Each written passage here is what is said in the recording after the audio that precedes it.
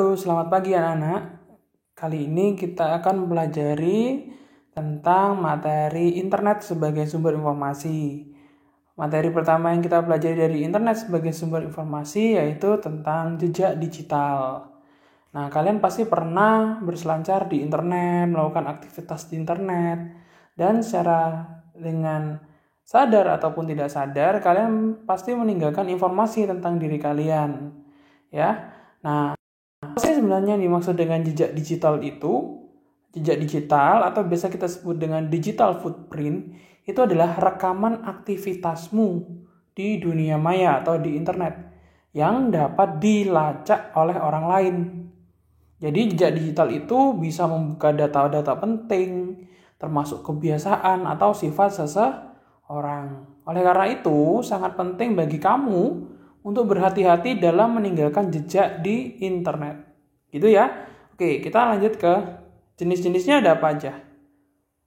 Ya, jejak digital itu dapat tercipta ketika kita berkomunikasi melalui smartphone, mengirim atau menerima email, mengirim postingan atau komentar di medsos, menggunakan GPS ya untuk Google Maps dan lain-lainnya.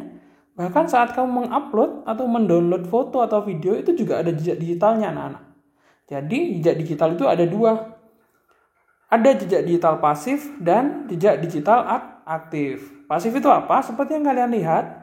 Kalau pasif berarti kamu tuh nggak sadar kamu itu meninggalkan jejak digital. Kalau aktif, kamu itu meninggalkan jejak digital secara sadar. Jadi kamu tahu, oh saya ngetikkan nama, email, dan lain-lain. Seperti itu. Nah, yang pasif itu contohnya seperti apa? Ya, di situ dituliskan contohnya adalah alamat IP atau Internet Protocol Address. Ya, jadi IP itu biasanya dimiliki oleh setiap perangkat. Ya, jadi lokasi internet kamu dapat dilacak dari aplikasi. Seperti itu. Bagaimana dengan yang aktif? Contohnya adalah informasi yang kamu berikan ketika mengisi formulir di web. Seperti saat kamu mengisikan nama, email, kemudian tempat tanggal lahir saat kamu ingin mendaftar sesuatu. Atau pada saat kamu mengisikan Google Form. Seperti itu. Ya, di situ sudah tertuliskan semuanya. Oke, kita lanjut. Nah, setelah tahu kamu apa itu digital pasif dan aktif, kamu harus tahu dong ya bagaimana caranya menguranginya. Ya, mengurangi jejak digital seperti itu. Jadi di sini saya akan membahaskan tentang bagaimana caranya di situ ada tulisan jejak ya harusnya ya, harus agar jejak digital yang kamu punya tidak merugikan dirimu. Pertama ya, kamu harus menggunakan medsos secara bijak dan menggunakan internet untuk hal yang baik dan berguna.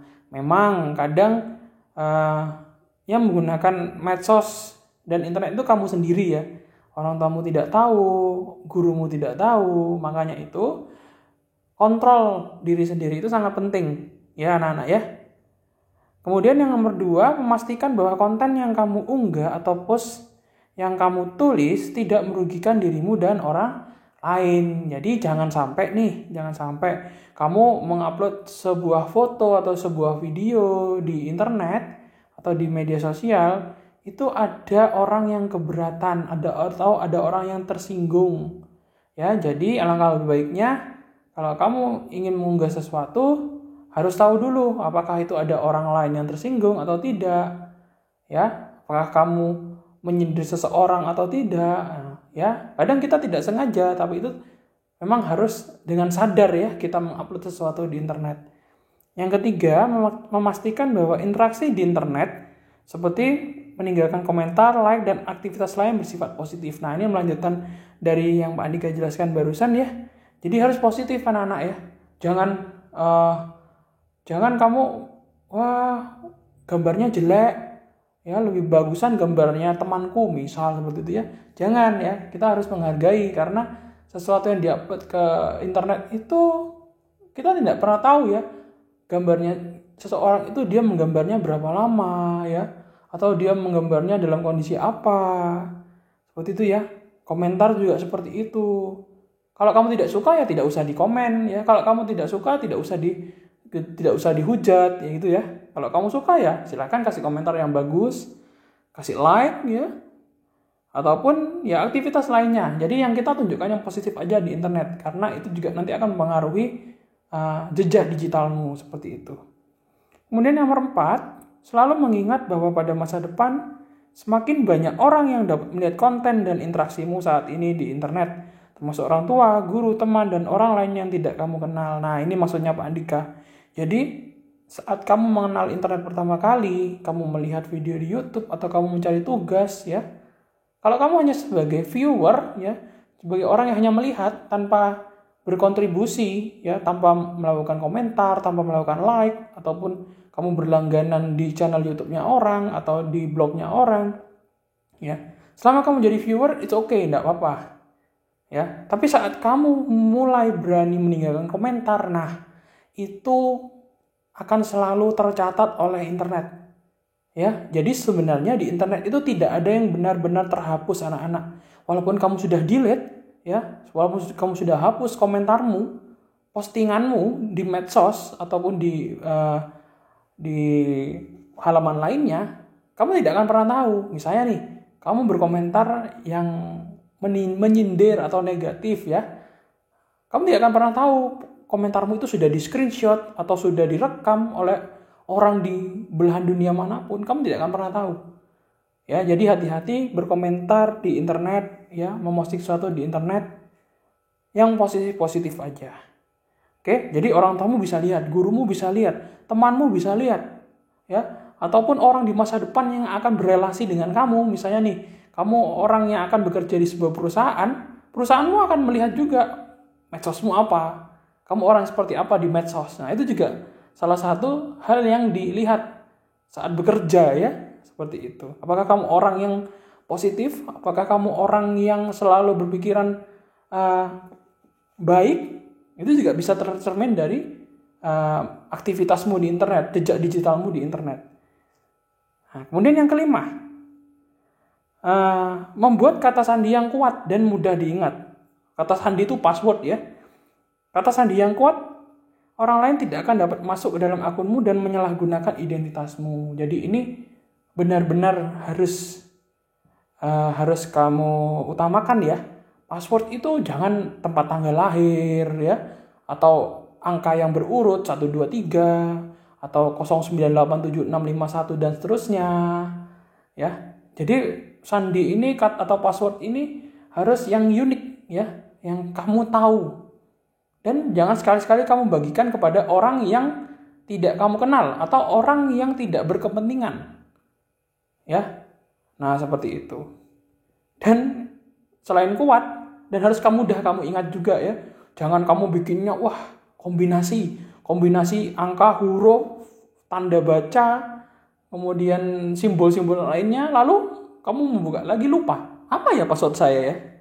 Nah, seperti itu ya. Jadi password atau kata sandi ini juga harus dibuat dengan kuat dan mudah diingat. Nomor 6, hanya menginstal dan mengunduh aplikasi dari sumber resmi, bukan bajakan atau situs yang melanggar hukum dan etika. Nah, ini biasanya yang suka main game ya, atau yang suka install aplikasi. Wah, aplikasinya berbayar nih. Ada enggak ya aplikasi yang gratisan? Atau ada enggak ya aplikasi yang bajakan? Nah, ya, memang aplikasi yang berbayar ini, kalau kita tidak punya penghasilan, ini sangat memberatkan ya anak-anak ya. Tapi kalau kita sudah punya penghasilan, itu menjadi relevan ya. Kita membayar sesuatu, tetapi kita bisa menggunakan itu untuk kepentingan kita ya. Tapi kalau misalnya anak sekolah, bagaimana Pak? Berarti pakai yang bajakan saja, pakai yang tidak resmi ya. Nah, ada sisi negatifnya saat kamu menginstal aplikasi, mendownload aplikasi atau mengunduh aplikasi dari situs yang tidak resmi, bajakan atau yang melanggar hukum. Kamu bisa dikenai pasal ya. Pasal karena kamu menggunakan aplikasi bajakan, atau kamu bisa terkena serangan virus. Karena aplikasi itu bersumber dari website atau dari situs yang tidak resmi ya. Kamu tidak tahu, oh benar ini aplikasinya gratisan atau aplikasinya ini sudah di-crack gitu ya. Wah, saya nggak usah bayar nih. tapi ternyata di dalamnya ada virus yang bisa merusak perangkatmu. Atau yang lebih parah adalah mencuri informasi penting yang ada dalam perangkatmu. Nah, itu sangat berbahaya anak-anak ya. Jadi kamu harus menginstal atau mengunduh aplikasi dari sumber yang resmi seperti itu. Nomor 7, situ ada salah ketik ya. Memperbarui perangkat lunak dan antivirus ya. Bukan anti biru, antivirus. Jadi memperbarui atau mengupdate perangkat lunak dan antivirus. Beberapa situs di internet memiliki perangkat lunak yang berfungsi untuk mengambil jejak digitalmu. Kamu harus selalu waspada. Nah, ini ya. Jadi di internet itu pernah lihat iklan ya. Iklan muncul. Loh, iklannya ini kok nyambung ya. Saya mencari peralatan di toko online. Lah, iklannya kok toko online itu dan barangnya kok barang yang ingin saya cari. Nah, itu kan informasi ya. Seperti itu. Ya, itu informasi yang kamu tinggalkan di internet, jejak digital yang secara pasif. Jadi kamu nggak sadar, kamu browsing mau ingin membeli sesuatu ya. Lalu muncul iklan-iklan yang berkaitan dengan hal yang kamu cari. Jadi di internet itu kamu harus sering update ya anak-anak ya. Mau kamu update di HP-mu, jadi di HP-mu itu Android-nya diupdate, sistem operasinya diupdate. Kemudian di laptopmu, ya di komputermu, Windows-nya, Mac-nya diupdate. Lupa kalau diupdate kan kuotanya besar Pak. Lah ya, mending mana? Mending habis kuota atau komputermu menjadi rentan dengan serangan-serangan ini. Mending kamu sediakan kuota sebentar untuk mengupdate perangkatmu agar lebih aman ya. Antivirus juga seperti itu. Antivirus di komputer ya selalu diupdate agar komputermu aman. Kalau di handphone sih tidak terlalu ya. Apakah tidak ada antivirus untuk handphone atau smartphone? Ada ya. Tetapi kemungkinan HP-mu terkena virus itu kecil. Bukan tidak ada kemungkinan kena virus, ada tetapi kecil seperti itu. Ya. Jadi kamu jangan lupa untuk update perangkat lunakmu, ya, softwaremu dan antivirusmu. Yang kedelapan, kamu harus menghapus program dan media sosial lamamu yang sudah tidak terpakai. Program di mana? Di handphone, di komputer, ya. Kalau nggak kepakai, dihapus saja, ya. Kemudian medsosmu, misalnya kamu membuat medsos beberapa, ya gitu ya. Nah, yang sudah nggak kepakai dihapus saja, ya. Program di komputer dan aplikasi di telepon pintarmu atau di smartphone juga merupakan jejak digital. Jadi kalau kamu punya aplikasi ya, kemudian atau kalau kamu punya medsos, itu pasti ada relate-nya, ada hubungannya dengan emailmu ya, nama yang kamu isikan waktu kamu mendaftar, pasti nyambung ya. Jadi mending daripada jejak digitalnya ada di situ, mending kamu hapus programnya, kamu tutup medsosnya agar jejak digitalmu itu aman gitu ya. Jadi yang nomor 8 poinnya di situ, menghapus program atau medsos yang sudah tidak terpakai. Seperti itu ya anak-anak ya. Oke, itu tadi 8 cara kamu mengatasi agar jejak digitalmu tidak merugikan dirimu. Jejak digital ini merugikan dan menguntungkan anak-anak ya. Menguntungkannya di mana Pak Andika? Menguntungkannya adalah saat misalnya nih, kamu adalah kandidat suatu calon apa gitu ya, misalnya calon pemilihan anggota apa istilahnya, anggota DPR gitu ya. Nah, kamu pasti akan berkampanye di zaman sekarang itu, berkampanye di medsos. Nanti dilihat apakah kamu orang yang sangat optimis, apakah kamu orang yang sangat positif, ataukah kebalikannya, seperti itu ya. Nah, itu keuntungannya jejak digital yang kamu buat di internet yang positif. Oke, tugas sekarang ya. Nah, tugasnya bisa kamu baca di situ, ada 3 tugas. Ya. Yang pertama, mengapa kita tidak boleh sembarangan mengunggah foto pribadi kita di medsos yang dapat dilihat oleh siapapun. Kedua, mengapa kita tidak boleh sembarangan menulis informasi pribadi di internet. Yang ketiga, apa saja hal-hal yang boleh dan tidak boleh kita bagikan di internet. Ya, jadi 3 pertanyaan itu kamu cari jawabannya. Jawabannya ini menurut pendapatmu ya. Nah, jadi jangan kamu cari di internet kemudian kamu ini enggak. Ini harus dari hasil pemikiranmu sendiri, ya. Harus dari hasil pemikiranmu sendiri berdasarkan apa yang sudah Pak Andika jelaskan di slide sebelumnya.